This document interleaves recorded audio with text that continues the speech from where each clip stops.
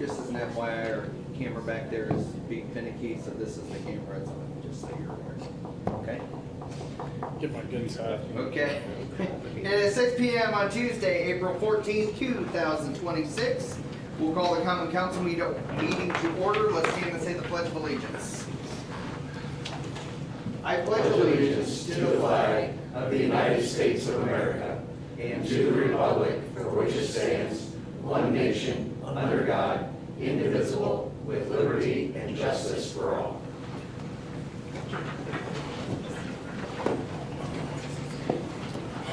Roll call, please.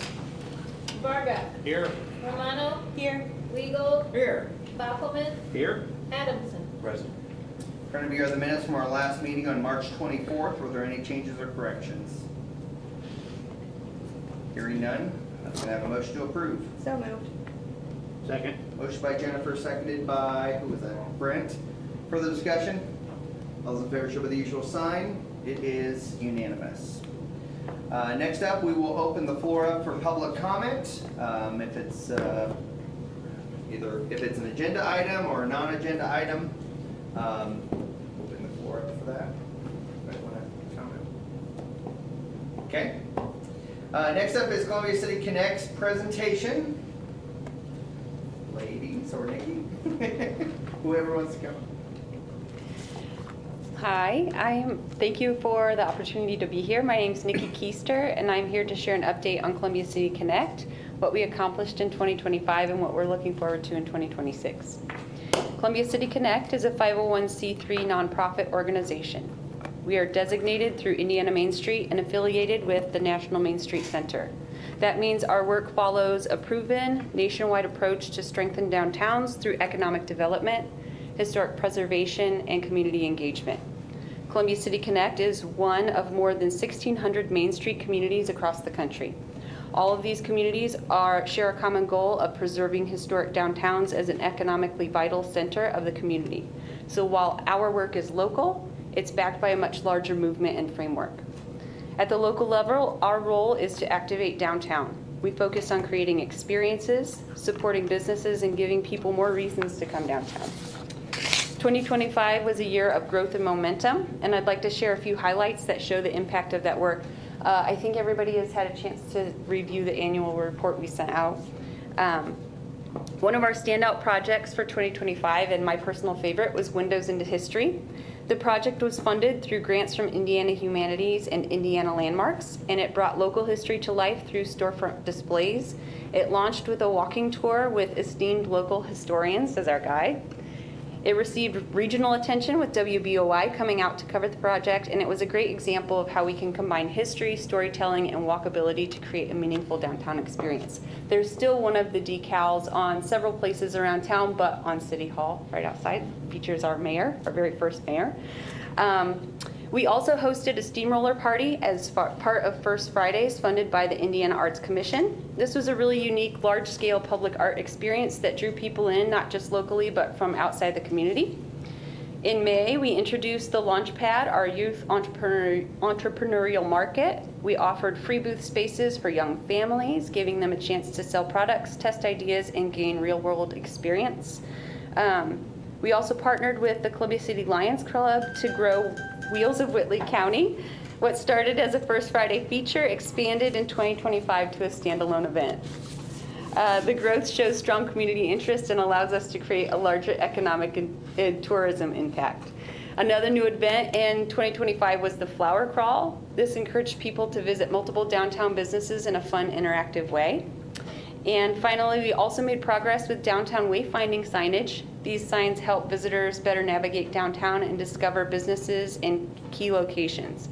Overall, these efforts increased visibility, brought more people downtown, and created new opportunities for engagement. And most importantly, they continue to build momentum for long-term economic vitality.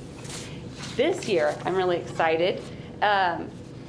We had our new initiative, Foodie February, in 2026. It's a month-long event to support local restaurants during a slower time of year, and we had a great response. Over 800 receipts were turned in, and even the Fort Wayne News Channel 15 came out to cover it with multiple live news segments. It's a fun but intentional way to get people dining local. And we're also proud to share that in May, Columbia City Connect was awarded National Main Street status. This recognition reflects the strength and consistency of the work happening here at the local level, from events and business support to historic preservation and community engagement. It means we're meeting national standards in how we approach downtown development. It also helps position Columbia City for additional opportunities, including increased visibility, stronger partnerships, and access to funding and resources that can continue to move our downtown forward. We're also introducing a new event this year in honor of America 250, Stars, Stripes, and Symphony on Thursday, July 2nd. This is designed to be a large-scale community experience that brings people together downtown to celebrate our nation's history through music, performance, and storytelling. The event will feature patriotic musical performances by the Whitco Marching Band, Indian Springs Middle School Choir, a Dixieland Band, and the Whitley County Choir. It will also include civic readings and character performance, including Chair Busco, 5th grade student, reciting the preamble to the Constitution, Herald Company performers presenting the Declaration of Independence, Mrs. Abigail Adams reflecting on the founding of America, and President Abraham Lincoln delivering the Gettysburg Address. It's going to be great. At its core, the event is about bringing people together, celebrating our history and our community in a meaningful and memorable way. We've also introduced a new tool called Manage My Market for First Fridays. This helps streamline vendor registration on the back end, making it easier and more efficient to manage events. On the guest side, it allows us to create interactive maps so visitors can easily find vendors, activities, and businesses they're looking for. It's a big step forward for our organization and the event. So at the end of the day, a strong downtown supports strong local businesses, drives economic activity, and builds community pride. And downtown is the heart of Columbia City, and this work helps keep it vibrant and growing. Thank you for your continued support of Columbia City Connect, and I'm happy to answer any questions. Questions for Nikki? I just want to say thank you for all the work that you're doing. Thank you. It's amazing. I know we come down to First Fridays, and it's a huge, huge success. And it's attributed to all the work that you all do to put this thing together. It takes not just one person, but a bunch to put this thing together. So thank you very much for what you do. Thank you. It's a group of volunteers, and they're amazing. Yeah, that's why I was gonna say, I think you guys do an outstanding job, and Thank you. I think it really is remarkable and makes our city and everything that goes on is really, really great, so, thank you. Any other questions or comments? Thank you, ma'am. Thank you. Appreciate it. Okay, next up is corrected ordinance 2025-27. Marcia, I don't want to put you on the spot here, but you want to talk a little bit why we're doing the corrected ordinance?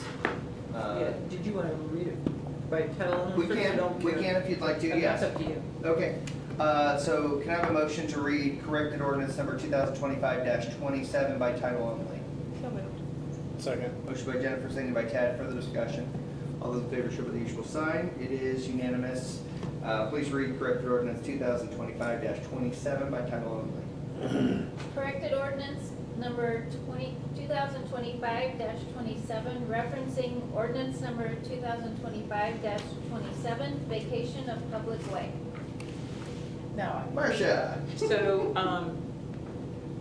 this was an ordinance not prepared by me, and so I did not realize that the legal description was incorrect. And so I went back and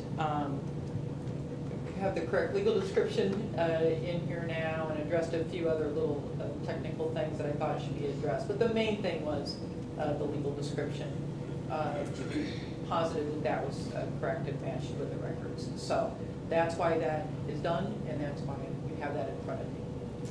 I'll also note that one of the question marks that I think Marcia and I kind of had, even though I'd had a conversation on the phone with the Ballard's neighbor, Mr. Clifford, we didn't have anything in writing about him effectively waiving his 50%. So anytime we, are going to give a piece of property, property owners on both sides are entitled to 50% of it, right? So I talked to Mr. Clifford just to get his perspective on it. He had said, I want to waive my right, basically, but we didn't have it in writing, so the Ballard's got that in writing as a part of that as well. So Any questions for Marcia about this ordinance, corrected ordinance? We still need 2 readings on it? I don't care, it's just more of a ask. Yeah, I mean, you can do 2, or you could Declare an emergency. declare an emergency only because they are waiting to move forward and get things done, and they've got things waiting on this, and it has been a while. So, because it went through all the process before it was realized over there that it was a wrong legal. Yeah. So, Is there a preference by the council if you want to do it 2 readings, or you want to declare an emergency and read it? I think they do an emergency, get it done. And we've already voted on it once. Yeah. And approved it, so why would we do it again, right? I So, just want to make sure, okay. Okay. Ballards, do you guys have anything else to add besides what you've already said at this point? No, No? just wanted to see if we needed to do anything else. Okay, okay. Okay, so hearing that, can I have a motion to declare an emergency and approve ordinance, corrected ordinance 2025-27 on first and final reading? So, Second. Motion by Dan, seconded by Jennifer. Further discussion? Tad? Oh, I'm sorry, I was. Oh, I thought you had a question. I was Okay. itchy trigger finger. All those in favor show by the usual sign, and all those opposed? Okay, so Ryan, Tad, Jennifer, Dan approve, and Brent opposes. Thank you. Okay, so now what do the Ballards need to do to move forward? so this needs to go through and get approved over there. Over at the county? Yes, Okay. yes, and then the clerk will get that back to them. I think that's probably what your process is. Okay. That clear as mud? Yep. Okay. Okay, thank you guys. Yeah, thanks. Okay, let's see. Okay, thanks. Next up is ordinance 2020, let's see. Sorry, 2026-9, amendment to the zoning classification. Nathan, I'll go ahead and have you come up and describe it first before we read it.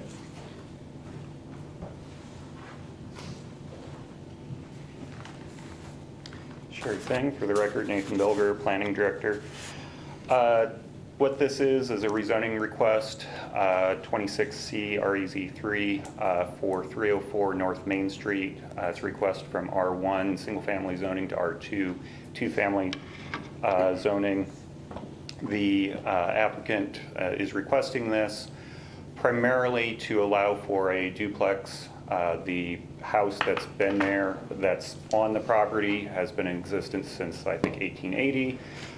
Probably in the 1940s, as best as we can tell, it was split into multiple apartments up until the most recent previous owner, who used all 4 apartments essentially as one.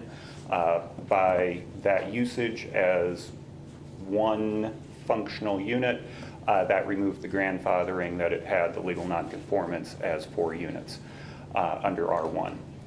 The applicant is requesting to change it from up to 4 units down to 2 apartments, get the zoning in alignment to allow for that. So effectively, this will go from what used to be 4 apartments about 10 years ago to 2 units now as a duplex. The R2 zoning reflects that. R2 also reflects the development standards of the overall area a little bit better. Even though most of the area is single family in terms of use, the actual lots that are there better line up with R2. So if you're looking at this as just this lot, it's primarily for the use. If you're looking at the overall area, it better lines up with the actual lot sizes of the neighborhood. So this does come to you with a unanimous favorable recommendation from the Plan Commission. Last week, they did have one condition that might be worth exploring, more in terms of how we deal with it, whether it's a zoning commitment or whether we let it stand as a condition, and that is that the condition is that it would be for no more than the duplex use. So didn't want it to be, again, further carved up with variances or anything like that. So kind of goes without saying, but they wanted to make sure it was very clear in that recommendation. So that's a nutshell of it. If you read the written staff report, I went into way longer detail. You come to expect that of me now. But this one in particular was deserving of that extra detail. So any questions for me? The applicant is here as well, if you've got questions for them. Any questions for Nathan? So it was a multiple, and then it went to single, and now it's double? So as I understand Or it, wanting to go to double officially, but. yeah, so the previous owner, while they used it essentially as one family, they never took out the extra kitchens, they never did anything, or did very minimal work to remove the structural component of it being separated out. So the applicant is looking to take out, or at least remove the additional units and just take it down to 2 apartments. So effectively creating a duplex out of it. Just anecdotally to add, I had done some research on that property via my role as historian, and it was being used as an apartment, 40s, 50s, and 60s. Yeah. Yeah, the kitchens look like they were probably redone in the 40s. Okay. I have another question. So the external is not going to change on the house? It's just what's done inside or? Correct. Internally to make it usable for 2 families?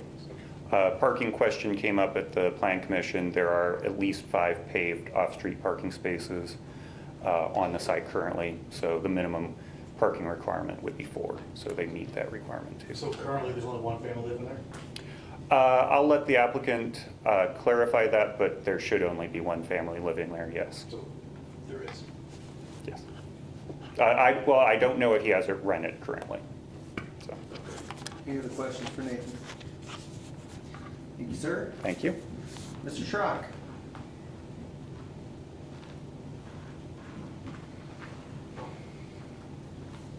Name and address, please. Elmer Schrock, 0765 West, 050 North, LaGrange, Indiana.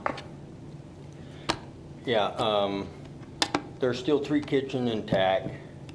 There's, I've done over $100,000 worth of expenses on improving it, removing the 3rd meter, took it down to 2 meters. A lot of homes have 2 kitchens, you know, so one of the units would have 2 kitchens. It doesn't make sense for me to rip that out yet and stuff. I brought that old house back to a very nice condition. No one's living there at the moment. A couple of years ago I tried to sell it, but I had it listed for sale by owner, but yeah, no one, I mean, with an R1 on there as it was, and me having bought it only because it was non-conformed and confirmed that way before I bought it. And then 2 months later, petitions filed by the neighborhood, and they did something they'd never done before in history, and they took it from non-conform status to an R1.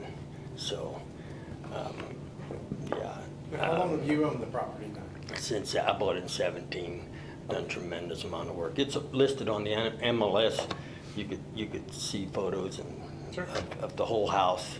I spent over 10 grand just in sanding and refinishing the floors, and dug up stuff, pulled up flooring and found nice original hardwood floor under and stuff. So, done a tremendous amount of work to it. You mentioned something about redoing the wiring in the. The wiring was redone. Yep. There was a permit pulled in 1997 where they redid the knob and tube wire to the insulated wiring. There's also work done that was in, I think there was 2008. I saw that there was some work done on it. And I had a home inspection done just in December, and he found nothing wrong with anything as far as electrical, anything like that. Of course, I knew he would point out the roof because there's a few shingles blown off, but there's no leak in the roof, you know. But it said he had removed one of the meters. I drove by the other day and there's still 3 meters up there. yeah, the one's not connected.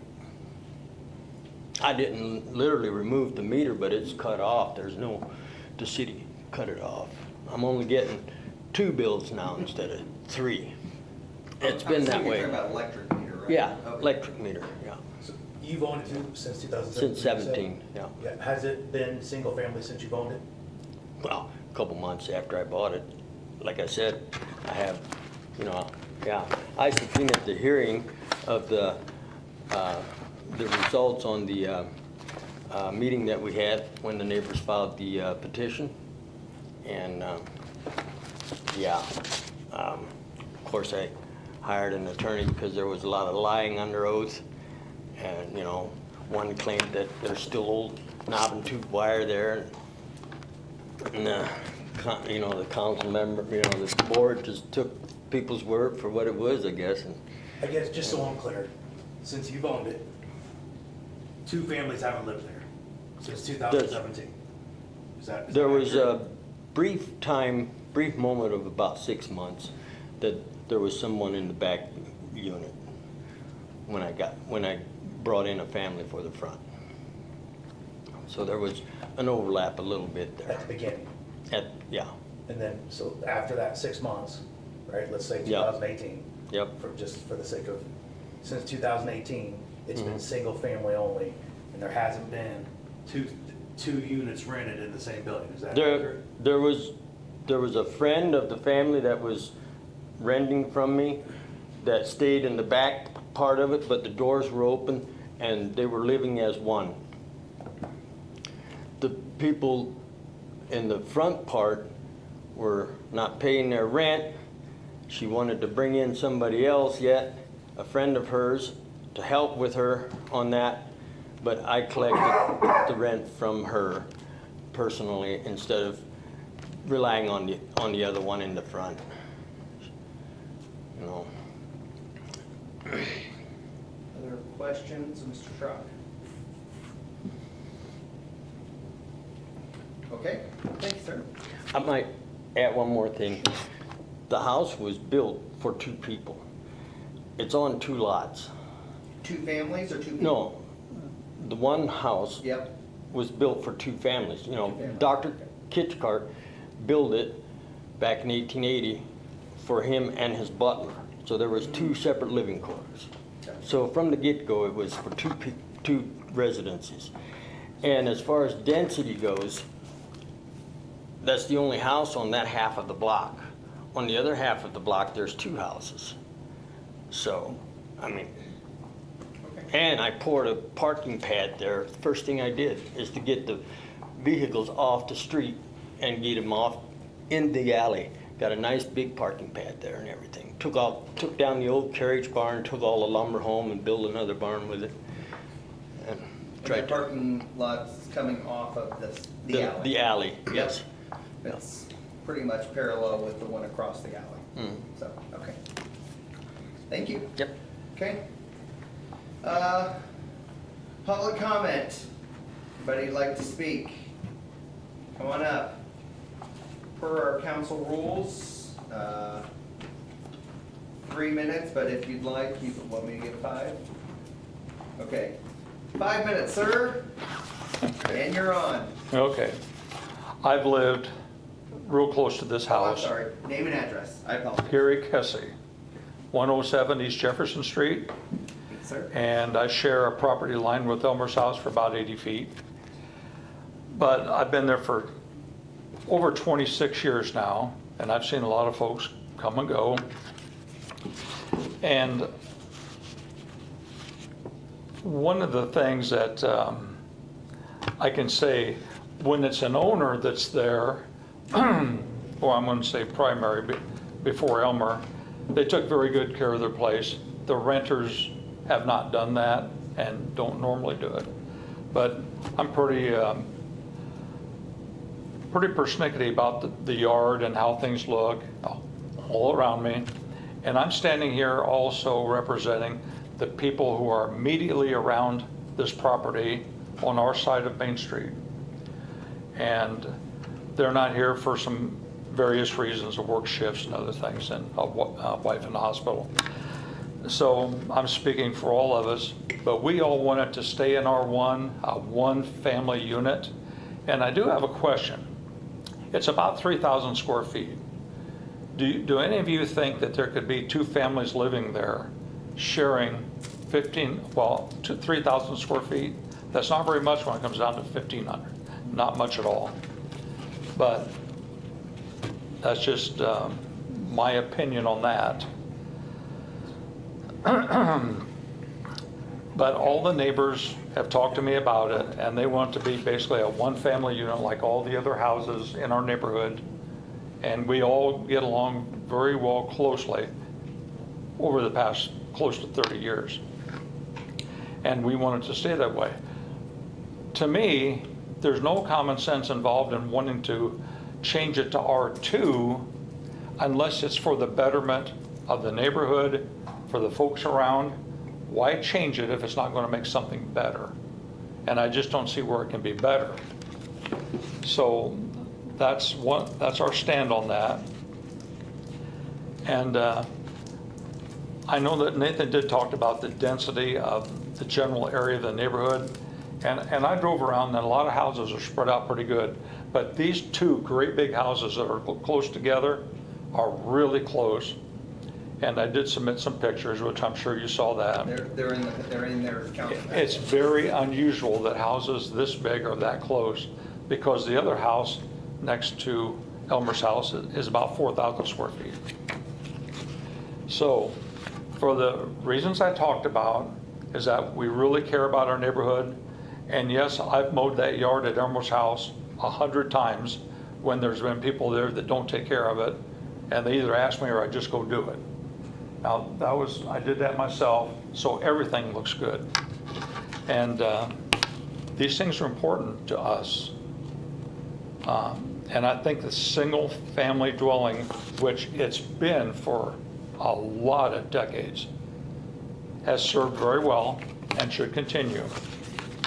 And I might be wrong, but I thought I heard Elmer say in our last meeting, his intent is to change it to R2 and sell it and leave town. So to me, we're the ones that live here, we're the neighbors, and so I don't see where that's relevant. But that's basically what I have. Any questions for Mr. Cussy? Thank you, sir. Thank you. Any other members of the public that would like to speak?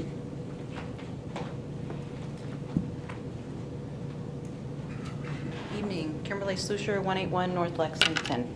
I didn't plan on speaking, but just a couple of quick things. Elmer is planning on selling it. I have it listed. As far as it being taken care of before, I had it listed then too. It was not taken care of before. It had to be the last home on my route that day.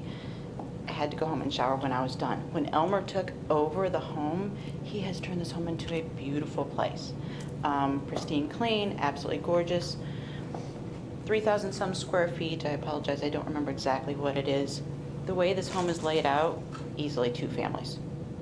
Multiple entrances and exits. And having it listed for approximately 5 months, with the way it's set up, it is just not selling the way that it sits. So going back to what it had been is, in my professional opinion, the ideal way for it to go. And as far as what is best for Columbia City, I've lived here most of my life. And I think this would be ideal, whether it's a rental home or a single family.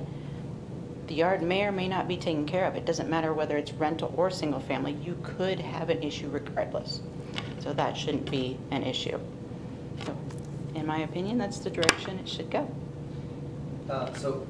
Only question I have is based on what you said, just want to make sure. Is the reason that you believe that it's not selling because it's listed at R1 instead of R2? Is that what you're kind of saying? It is. Okay. That is, I would say, one of the reasons it's not selling. Because there are multiple kitchens, there's multiple electric meters on the side. It is set up to have more than one family live in it. So when someone comes in to see it, they immediately think, on the positive, maybe they could have a family move in with them and be a multi-generational home. On the negative, we need to go in and take out some of these kitchens. I just want to make sure I was clear about what you were saying. Yes, absolutely. Questions of the council, from the council? Okay, Thank you. Any other member of the public like to speak on the matter? Okay.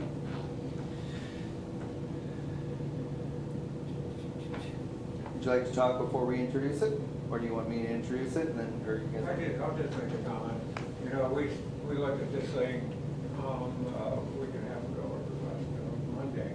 And we had a lengthy discussion. We had some really good information supported of explanations from Nathan. He did a great job of explaining it. And I have to admit, I was pretty much on the fence. Because he brought up some additional information against it because of traffic in the alley, kids, you know, and I respect that more than you know, that I supported it back, you know, then. I'm not going to change my opinion now, because I kind of stuck my neck out on that. But at the same time, I'm looking at what he said, you know, a 3,000 square foot house, you know, up to two families living in it. My house is less than 1,500 square feet, so I know it's possible. In my opinion, that area was screwed up about 30 years ago, because there was 4 families living in it. Years and years ago, there was 4 families living in it, and it was still, I don't know if we had proper zoning back in that time period, but it wasn't. So that area was kind of screwed up for this length of time.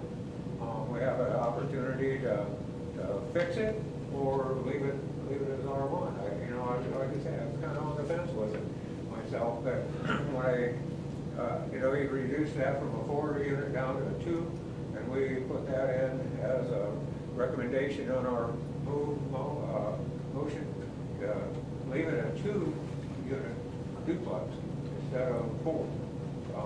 So I respect what they're saying, but at the same time, you know, I personally look at it like they reduced it down to 2.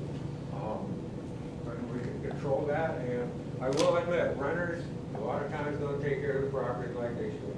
So I respect that as well. But we also have a code enforcement officer now that can try to take care of those situations, to make sure things are done appropriately. We didn't have that before. So that's why back at that time, with all due respect to them, I still supported the change to R2. That's just me. Like I say, I looked at that, I looked at the information that Nathan sent, and that's why there's 4 units in it, you reduced it down to 2, you can't go more than 2, and so that's why I supported it at that time. So everybody else can have their opinion. I don't get a vote in this, but Nathan, a question I keep coming back to, or I'm trying to figure out is as I look at the zoning map of the area that we're looking at here, how is this not spot zoning? I'm not trying to play one side or another. I'm just trying to understand, because I know we've had, you know, generally speaking, we've had a consistent policy of we try really hard not to spot zone. So right. I just want to make sure that I understand what the Planning Commission's philosophy are on that. So spot zoning versus a spot of zoning is kind of the question. So spot zoning with negative connotations means that you're giving undue preferential treatment to a particular landowner that you wouldn't give to others in the same condition.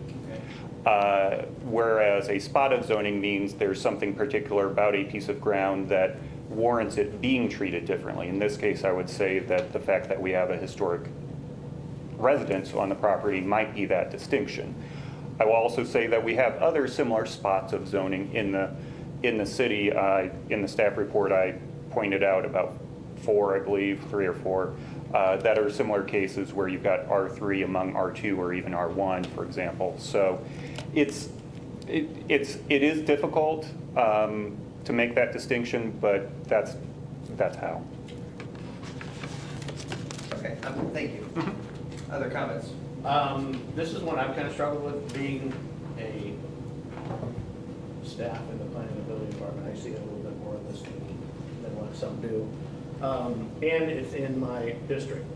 So I've got my neighbors that have concerns, legitimate concerns, of what type of negative effects rezoning like this would take. So I have to kind of stand with my constituents and say, I understand their concerns. But I'm also struggling with what part of these concerns can truly be addressed by zoning. Rezoning this isn't necessarily going to reduce the fact that it could be a rental, because it could be single family and still be a rental. We have renters in there doing their things. I too understand the history of it being a multifamily. My mom lived there in an apartment when she was going to college. I had a really good friend of mine that lived there when we were growing up.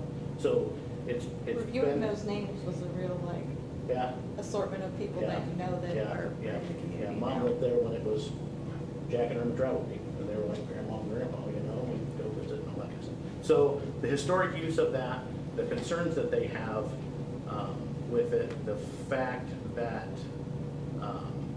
the current owner, in my opinion, didn't seem to follow the rules and stuff that were in place. But again, does ownership have effect on the zoning?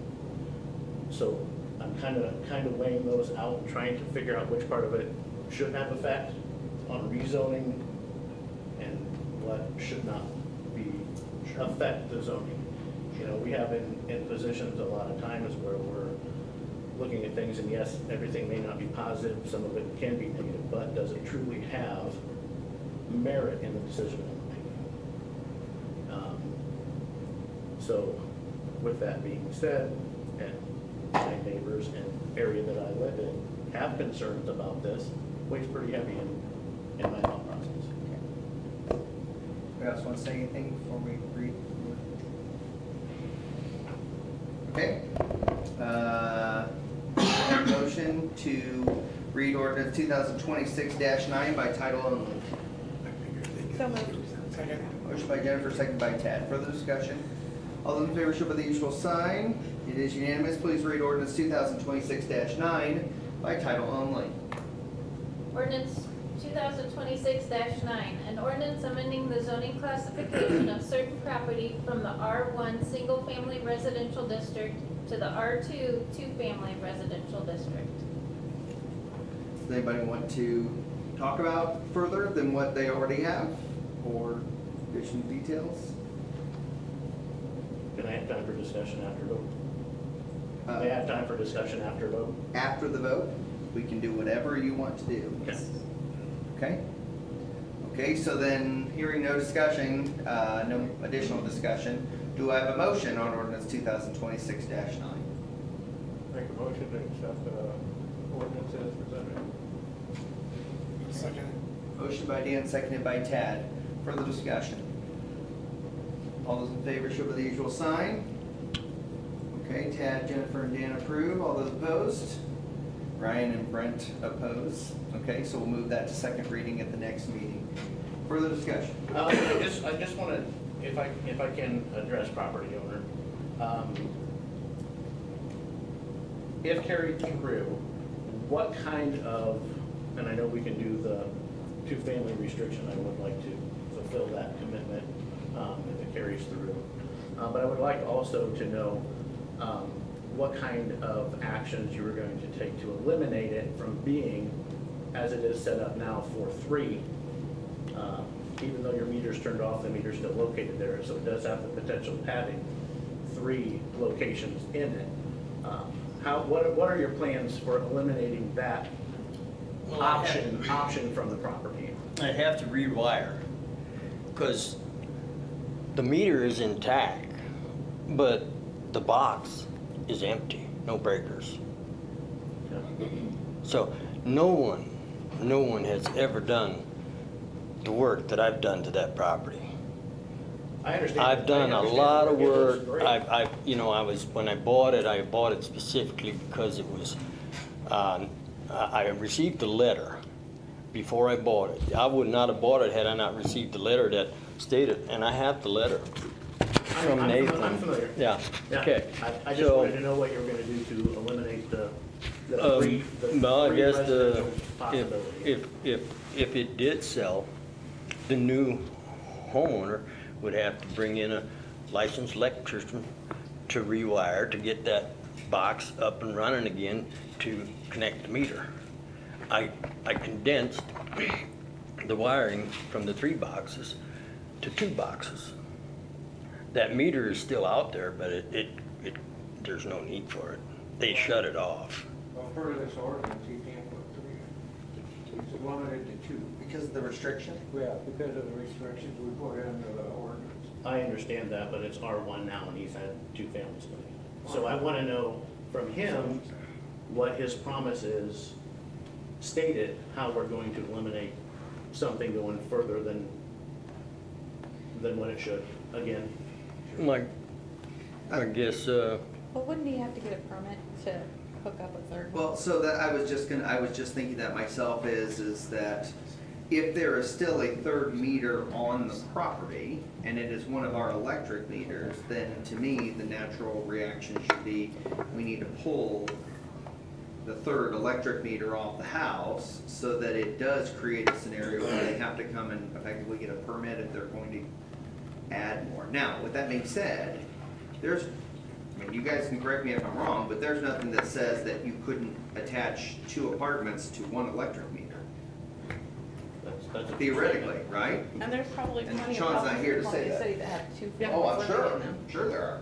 Absolutely. Maybe 3, maybe Yeah. 4.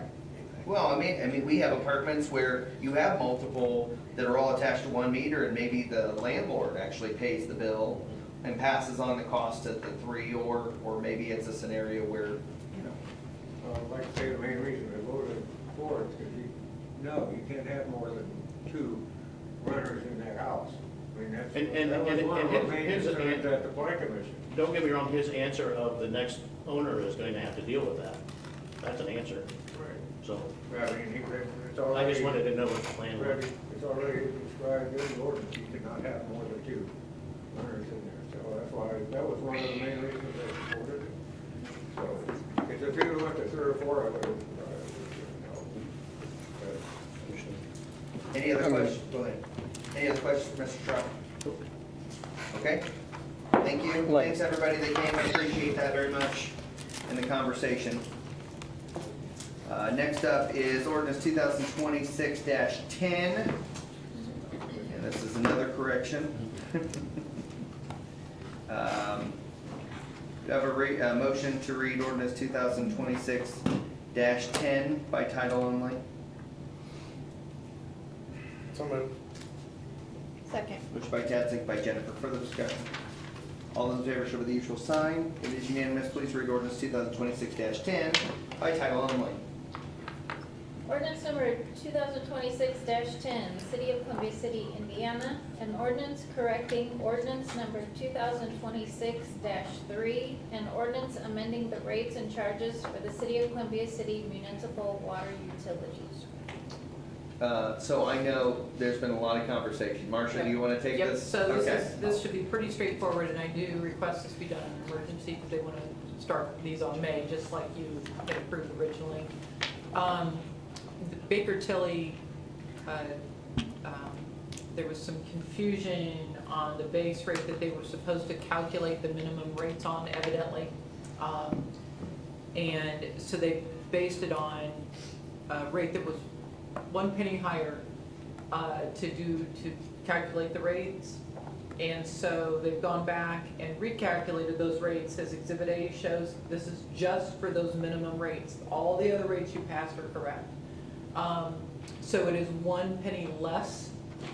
So we're just correcting it to make sure that it's clear that it's a penny less based upon the correct calculation. So I've been in touch with Baker Tilly, who reached out to me and found the error with Leslie. And so this is how I propose that this be done. And since it's going down, I don't think we need another public hearing or anything else. This is the lower rate. And I just need these minimum rates corrected. Gotcha. If that hopefully is sufficient. And I tried to put that in the whereases for explanation as well. Questions? Make a motion to approve it. Have a second? Second. Motion by Ryan, seconded by Tad to approve ordinance 2026-10 on emergency basis, on first and final reading. Okay? Further discussion? All those in favor, show by the usual sign. It is unanimous. Thank you. Next up is revised job descriptions. So we got multiple job descriptions here. The first one is stormwater supervisor. So, Mike, do you want to talk a little bit about what you're doing with the position description and? Well, right now, we have a stormwater supervisor, but in the future, if we would replace him, I'm not concerned that he has a WT3 or a DSL immediately when we hire him, because in that position, I'm actually looking eventually to look for possibly a person that knows how to use every phase of the equipment. I mean, bulldozer. More of a dirt mover than a. Yes, somebody that knows what they're doing, knows how to lay water main and also storm lines at the level that it's supposed to be and that. So right now it states that they have to have a WT3 or a DSL. We're stating in here they have to be able to get their WT3 in 5 years and their DSL in 2 years. They have to have it at that time. But we can go ahead and hire them as a stormwater supervisor. And they would be in charge, they wouldn't be in charge of operators when they're doing the operation job or that, but they would be in charge of anybody out on the job site when they're doing stormwater or water main laying. With the present description on our other ones, job description, there's no way we could hire someone that's qualified to dig or, and that, because we could never pay them enough. So the way that we could possibly pay them a little more is if we put them in as a stormwater supervisor. So Mike, just to be clear though, the WT3 and the DSL licenses, those are specific for drinking water systems. Yes. Not necessarily for stormwater systems. No, that's for drinking water. So just so the council understands, that's the delineation of the reason why. Now, it'd be nice to have those. We want the person to get it, but like if we have someone that put their app in that has the experience in the excavators, the big ones, like we've had to rent when we were working on Eagle Park and stuff like that, that we have the guy capable of doing it that has done that in the past. And can work on stormwater work too. Yes, I mean, yes, and that's what we're looking at is someone who does stormwater work and water both. Does that change the compensation once they get those? No. No, wait a minute though, but there's a range. There's a range. Keep in mind, there's a range for every position. So theoretically, yes, I mean, if they're getting more licenses, they're gonna bump inside that range. Okay. Is that, But that's it'd what be you're just in that asking, right? range. It wouldn't be like they would bump. Significantly higher? Yeah. Okay. Yeah. Because right now, even the people that come in and then they get their WT3 and then they get their DSL, they get bumps with those as well, but yes. So it's within the range though, just to be clear. Any questions for Mike? Okay, do I have a motion to approve the position description for stormwater supervisor? So moved. Second. Motion by Brett, seconded by, I'll give it to Jennifer. Further discussion? All those in favor show by the usual sign. It is unanimous. Thank you. Next up is administrative secretary for police. Do you know that? No. Oh, okay. Do you want to delay? Sure. Okay. You didn't know what was going on? There's also deputy chief on there. How about we move that to the next meeting? Well, I don't care. It's up to you. You tell me. Okay. We'll move that to the next meeting currently. Okay, then you have a letter from, or a note from Leslie regarding the utility office department position descriptions. And again, I think she says it well, where a lot of these haven't been updated for over 20 years, so it's probably time to make some adjustments. So in the ones that you have that are highlighted, they have highlights in them, that is the old job description, and the ones that do not have highlights is the new job description. So would you like to take these individually, or would you like to take them in mass? I don't care, I just give you the preference. This is probably fine. Yeah. In mass? Okay, okay, so do I have a motion to approve the head of maintenance, the deputy clerk treasurer, customer service, custodian, accounts payable clerk, bookkeeper, utility billing clerk, and cashier. Take all those under consideration and approve. It appears to me that we're just taking out some antiquated terminology and. Yeah, it looks pretty. I'm not seeing anything major changes or anything like that. Yeah, I mean, at the end of the day, with these job descriptions, if there's anything outside of a little bit of wording or things like that, obviously the council needs to get the blessing on it, so that's why it's in front of you. so. Works within the range. Yes, yeah, the range doesn't change. The range you approve doesn't change. It's just changing the, It just looks like language changes. yes. I'm good. Okay, so is that a motion to approve, Brent? I'm moved. And seconded by Ted. Further discussion? All those in favor show by the usual sign. It is unanimous. Thank you. Okay. Yes. That included too? No, that was just the utility department. So, thank you guys. Vacuuming carpets. doing dishes. Okay, department head reports. Nathan, while you're here, you want to give a report? Yep. So handful of things. The comprehensive plan should be up for public, released for public review tomorrow or Thursday. I think our last executive call is tomorrow. Yep. So that will be at the Plan Commission for public hearing, formal public hearing at their May meeting. Walmart, their new pickup addition, which is about 4,000 square feet, was permitted a couple weeks ago. So that's going to be kind of to-do up on the northeast corner of Walmart. I'm sorry, say that again, because I don't know that I know about this.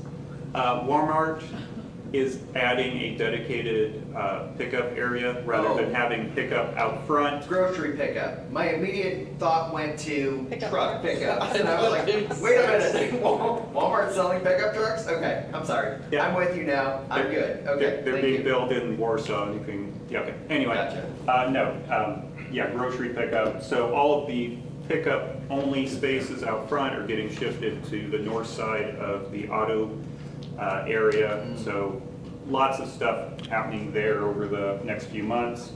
Five Below was permitted for a remodel at the old Family Dollar, so that's forthcoming. We had three different minor plats at the Plan Commission, thank you. They're all minor plats. Perhaps most notable are three lots over on 200 East, on the east side of 200 East, across from what will hopefully be the Bluffs at Cider Mill, which is the big major plat. So this is in the same area, same developer, but different market. And then finally, Nikki didn't mention it when she was presenting, but there is a historic walking tour that the museum and Columbia City Connect are putting on the first Saturday of May. So that'd be the 2nd at 10 o'clock at the Courthouse Square. The route is different from last year. The route is going to go northward along Chauncey Street up to Smith & Sons and over to Smith & Sons. They've been gracious enough to give tours of their building itself. And then from that point on, it'll continue on down south on Main Street and have two routes. One will be shorter, basically go to the courthouse, and the other will go on down to the river itself and check out buildings along Main Street. So last year was great weather. I hope for the same this year. As Brent can attest, I've been out giving impromptu tours to practice as well. So hopefully have a good turnout. Questions of Nathan? Thank you. Mike? Like I said earlier, that we have flushed hydrants in town. We've got one area yet to do, and it's out at the, around the high school, which we will do Thursday evening. We'll come in the evening to do it so we don't interrupt the school with groundwater or possibly low pressure, which we've done before.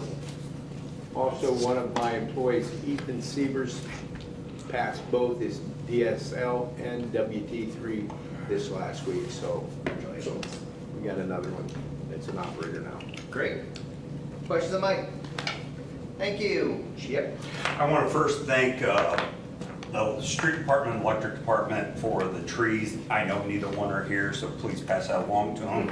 We hit a little lull with some bad weather, but we're getting back at it. I think we only have a couple left to take down.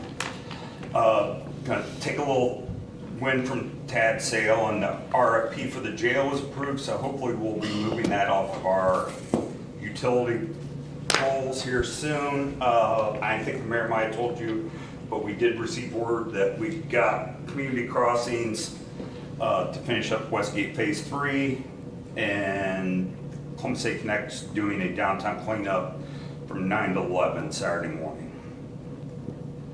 Questions of Chip? Thank you. Matt? We had some issues with the flooding that came about. We had to shut off the grinder pumps, the sewer injections, so we had to close the bathrooms for a couple days. We're getting the fields back in shape for this weekend. We have our first tournament of the year with On Turf. They're going to be using 3 fields. We're getting a pool drain so we can retile. The gentleman's going to be up, well, supposed to be this week, probably be next week now, to fix those tiles that have fallen off. We lost an employee last week, so now we're down 2. And we had a part-time mower, had some health issues over the weekend, so we're not real sure. We may have to be in the mode to look for another part-time mower. We're getting the dog park started. As of yesterday, they came out and staked where the posts were going to be, and we're hoping to have that up and going real quick. April 25th is our opening day for the kids. They'll start at 5 and 6, and they'll walk, parade down to fields 1 through 4, and there'll be a bouncy house and an obstacle course for the kids to play in, so the parents will stay a little bit longer, and just kind of have, the kids will be holding their sponsor banners on the way down. So we're trying to bring back what we had a few years ago before COVID. Cool. Questions of Matt? Just be clear, the employee that you lost went to a different department, correct? Correct. Yes. Okay. No, that one did not have the health issues. Yes, yes. Questions of Matt? Thank you. Terry?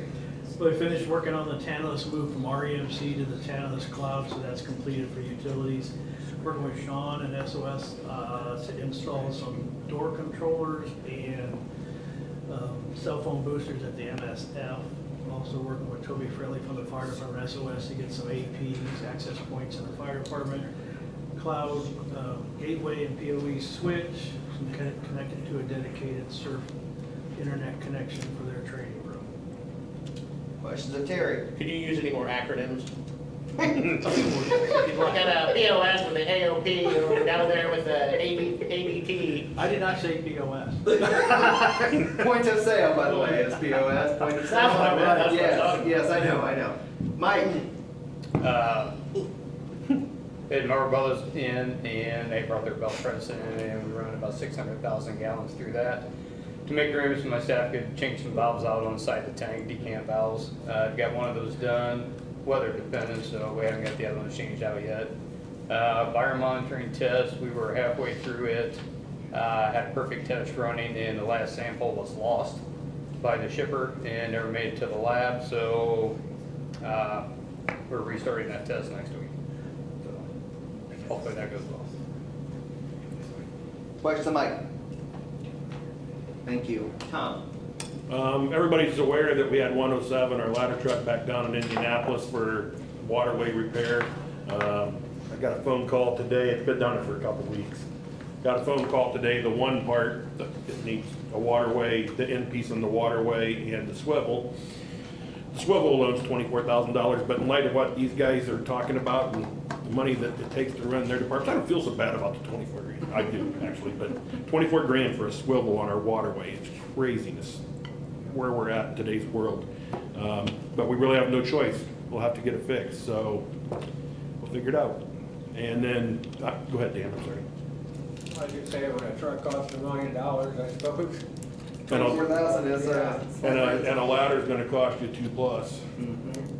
The mayor and I spoke about this just late last week, I think it was, about the cost of repairing this. I had a ballpark that was much lower than this. But you really have no choice. What are you gonna do? Spend the $2 million, get a new one? Every time it breaks, you're gonna have to repair it, so. Anyway, I'll keep you posted as we move forward, but just the one part's $24,000 and I about died today. Questions of Tom? Thank you. GP? First, I want to apologize about missing the job description. When you mentioned Gina, I didn't think we changed anything in hers. I don't see any changes there, so it threw me off a little bit. Yeah. And there's just one small change in Chris's, but I'm gonna get with Beth this week and then make sure there's. Okay, I was gonna say, okay. So, anyways, I apologize for that.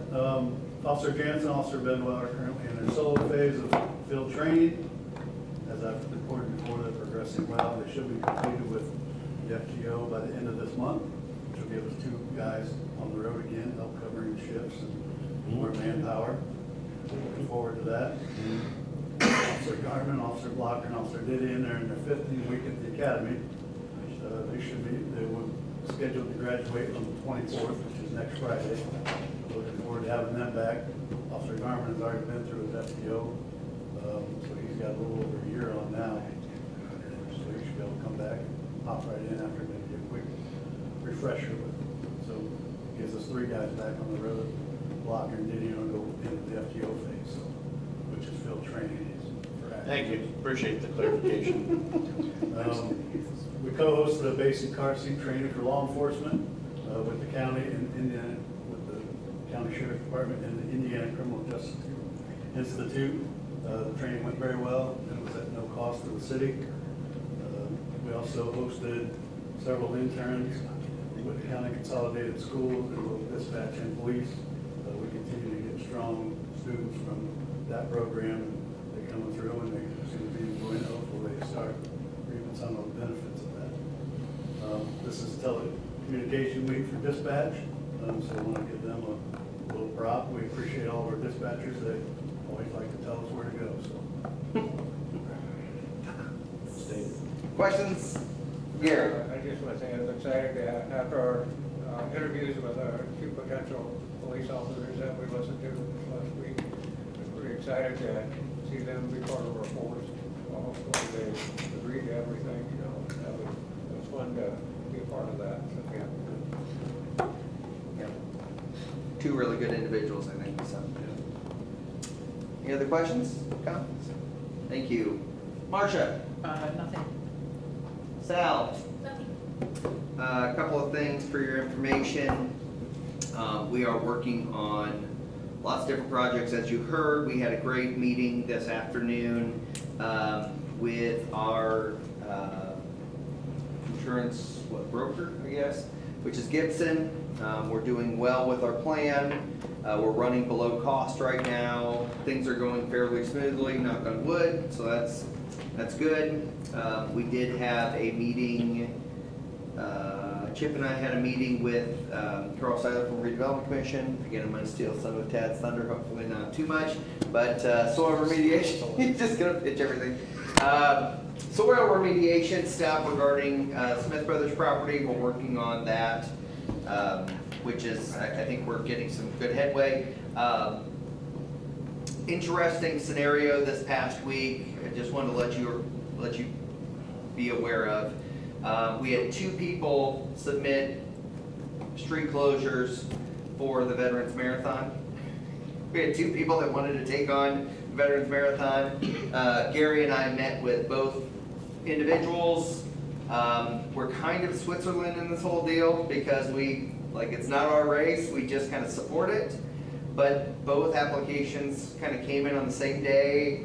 It was a lot of weird circumstances. So we reached out to Joanne Bird and had asked her like, hey, here's what we've gotten, what's your thoughts? And she said, you need to go with this person. So, because we're giving them the paperwork and the website and Sam's helping and blah, blah, blah. So it made the decision a little bit easier for us, but it was a weird situation we shouldn't have been a part of anyways, but we were. So just wanted to give you, if you ever hear about it, again, I think we've gotten that squared away, but just wanted to let you know about that. US 30 stuff, just to kind of give you a heads up about that. Of course, you probably, if you've gone to Fort Wayne, you've seen lots of work being done on US 30 over there, over in Fort Wayne, Allen County. We haven't gotten any additional, let's say, plans for US 30 through Columbia City, but I will say that I have heard rumbles of NDOT planning a median U-turn, J-turn at State Road 5 in Larwell. That's just, I heard that, I think, over the last week or two, so that's interesting. Kudos, though, to NDOT on, they got the curbing around our pedestrian island on Main Street fixed this week, which was very quick compared to what I thought it was going to be. But they got out there and got it fixed, which is great. Their plows hit it this winter. You probably saw big chunks of concrete out of it, our brand new pedestrian island. But they got it fixed, and I think they're gonna put up maybe some posts or something to kind of make sure that their plows don't hit that in the future. So that'll be helpful.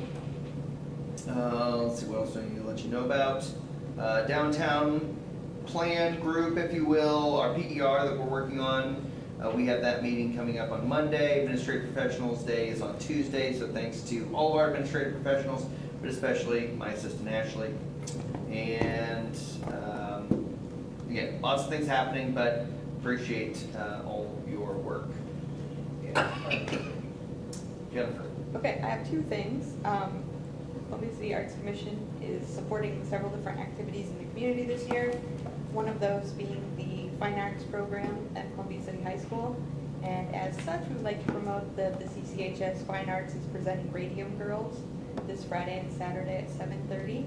And if you buy your tickets online now, in a very neat setup that they have where you actually pick your spots. So you get assigned seats. Yes. If you buy them now until 10 o'clock on Friday, they're $10 and they're $15 after that. Oh, okay.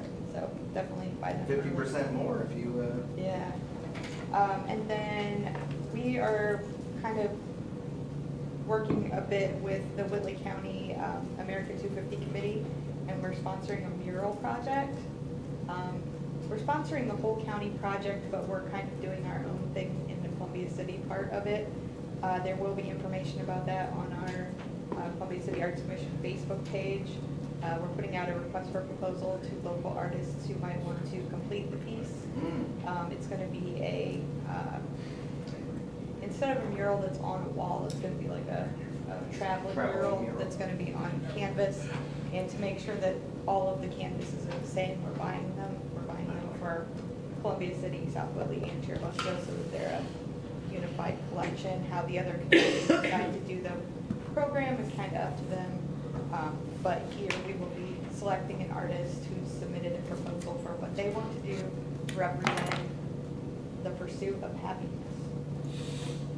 Okay. There's life, liberty, and the Yes. pursuit of happiness, and Columbia City wanted to be pursuit of happiness. Pursuit of happiness. So there will be a financial stipend to the artist who's selected for that. We will want proposals by the end of this month, and we'll make a decision at the beginning of next month, ultimately, so that we have finished art ready for the 4th of July. And how are you guys pushing that out? It'll be all over the place. Okay, cool. That'll be coming out soon? Okay. Yeah, probably tomorrow. Okay, very cool. Thank you. Ted? Well, I had a whole dog and pony show planned, but Chip and the mayor took like. I know, I'm sorry. So sorry. You the Frisbee dogs.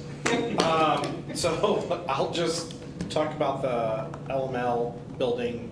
It's finally, the tests have been approved, that this has been going on for 10 years that I've been on A the long EDC. stint of time, that's what it is. This has been ongoing, so now it's approved. They just did sign some paperwork so we know the delineation of what areas that, where structures can be put up. So that's been a long process. So I can't take any credit for it. I'm just reporting, right? Chip did all the work. No, don't give Chip any more credit.